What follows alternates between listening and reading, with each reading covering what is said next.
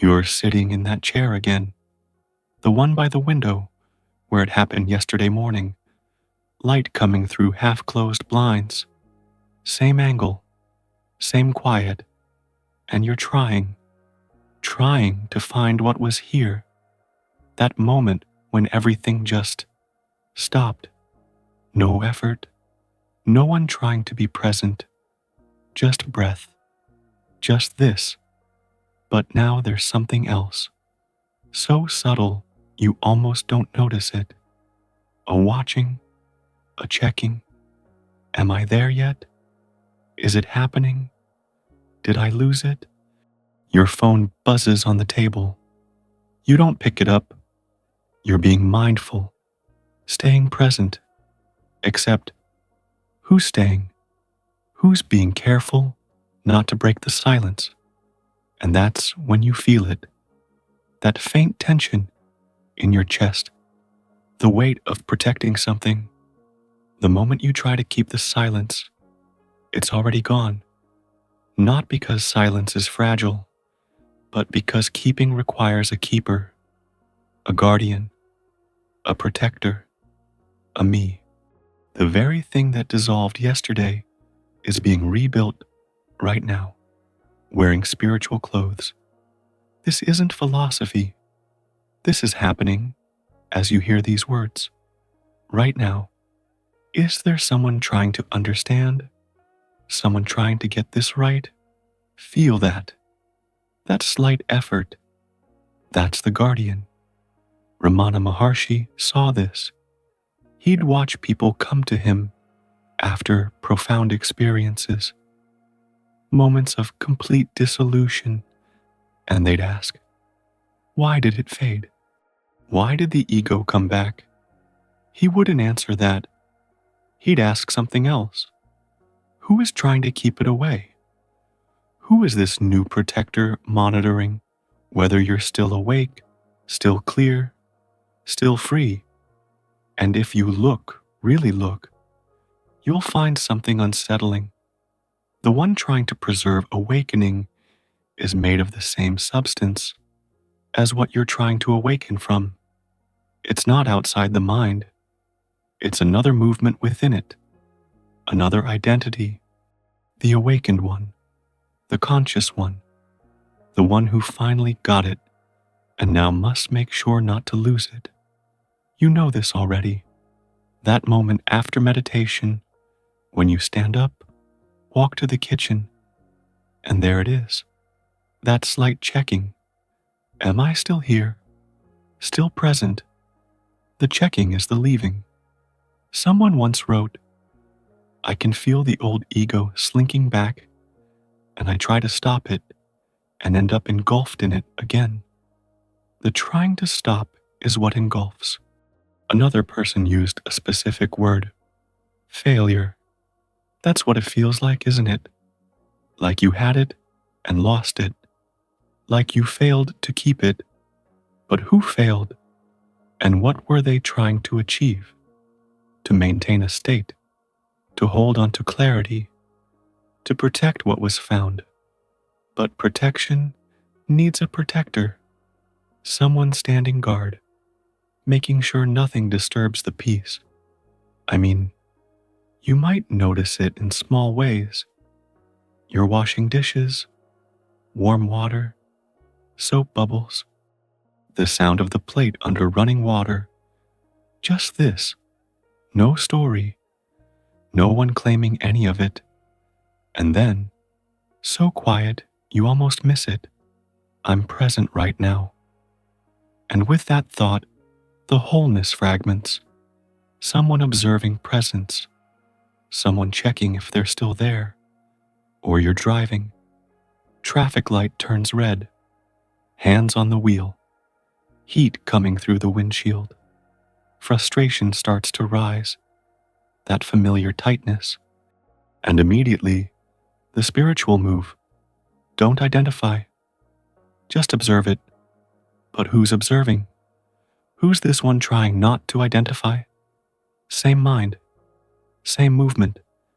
Just playing a different role now. Ramana says the ego and the mind are not two different things, one movement calling itself by different names. So when you become the observer, the witness, the aware one, you haven't transcended the ego. You've just, promoted it. From doer to watcher, from seeker to protector, from problem to solution. But it's the same structure, same sense of a separate me, claiming spiritual territory now. And here's what makes this so hard to see. It feels like progress. You're not lost in thoughts anymore. You're watching them. You're not identified with emotions. You're aware of them. Unconsciousness to consciousness. Except, who moved? And who's now guarding that movement, making sure you don't slide back? Here's where it gets tricky. The mind doesn't fight awakening. It becomes the awakened one. It doesn't resist the void. It gets attached to it. Someone once said it perfectly. You're too attached to the void. Even emptiness becomes another thing to protect. Even no self becomes a new identity. The one who's seen through everything. The one who knows better now. The one who must maintain this clarity. But Ramana asks, who is this someone? Where are they? Can you find them? And if you actually look, genuinely look, you won't find a someone. Just another thought arising. I am the one who must stay awake. Robert Adams saw this too. He'd say it plain. The moment you try to hold on to awakening, it's gone. Not because awakening is fragile, but because the holder is the obstruction. Think about it. Before, the mind was busy trying to become successful, loved, secure, and maybe you saw through that, recognized the futility. But then the mind just shifted targets.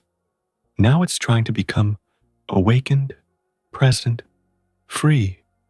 Same mechanism, same seeking, just better vocabulary now. And you can feel this, can't you? That slight heaviness when you sit down to meditate. Not the beautiful weight of presence, the burden of trying to achieve it again, the vigilance, the monitoring. Did I lose it? Am I there yet? Should I be feeling something different? All of this is effort, and effort is always someone trying to get somewhere, even if that somewhere is right here, even if that someone claims to be no one. Maybe you've felt this, that effort to protect peace. It has a texture, doesn't it? A feeling. Where is it right now? In your chest, your throat, your shoulders. That subtle holding, that sense of being slightly above your experience, watching it, managing it, making sure it stays a certain way. Or maybe it's more like this low-level anxiety, the fear that if you relax too much, if you stop monitoring, you'll lose what you found. That fear, that's the guardian. And the guardian is what keeps you from what's already here. So what happens when you stop protecting? Not as a new technique, not as something else to practice. Just what happens when the guardian dissolves? When there's no one left trying to stay present? When even the watcher of thoughts is seen as just another thought arising? Ramana's question, who am I, isn't meant to give you an answer. It's meant to exhaust all possible answers, every identity, every position, every claim, including I am awareness. Because the moment you claim it, there's a claimer, a keeper, a protector, and we're back in separation. The question has no resting place.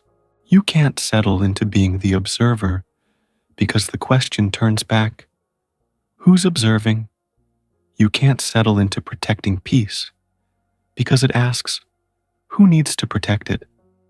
And in that turning back again and again, something happens, not through effort, not through better technique, through simple recognition that there's no one there to find, just the looking, and the looking sees itself, no observer standing apart, no guardian keeping watch, just this, just now, being itself, no one owning it. What if the peace you found doesn't need protecting? What if the silence you touched never left? What if what you're guarding is just a memory, and the guardian is what keeps you from what's already present? I'm not asking you to answer these here. They're not meant to be solved in the comments or figured out through thinking. They're meant to sit with you, to stop making sense in the way questions usually make sense, because the mind wants to turn this into something it can grasp. Okay, so I should stop protecting. Got it. And immediately, there's someone trying to stop protecting. New guardian, new project. No, this isn't about doing anything differently. It's about seeing what's already happening. The subtle effort, the quiet vigilance, the spiritual protection running in the background. Just seeing it, not to change it, not to fix it. Because in the seeing, without the seer trying to maintain the seeing, something falls away. Not through your effort, not through better understanding. It just releases. The way a hand opens when it finally sees it's not holding anything. If something here touched you, stay. Not to get more answers, but to rest in not knowing, to let the guardian dissolve, to discover what remains when no one's trying to protect anything. We walk these paths. We walk them to see that the one walking was never separate from what they were seeking. The silence you're trying to keep isn't something you visit and leave. It's what's listening right now,